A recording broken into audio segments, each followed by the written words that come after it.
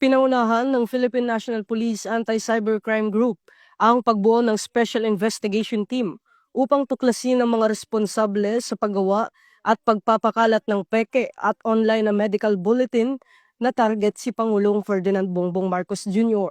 Ayon kay PNP-ACG Acting Director, Police Brigadier General Wilson Asueta, pinalakas ng grupo ang cyber monitoring upang masubaybayan ang pinagmulan at pagkalat ng dokumentong ito. Binanggit din niya na nakatuon ang ACG sa digital investigation habang ang pag-verify ng tunay na medical record ay isinasagawa ng ibang ahensya.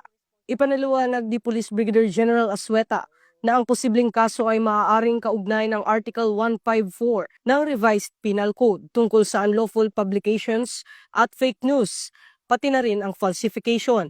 Binigyan din rin ng St. Luke's Medical Center na ang dokumento ay peke at falsified at pinaaalalahanan ng publiko na ang medical results ay binibigay lamang sa pasyente sa pamamagitan ng opisyal na hospital channels.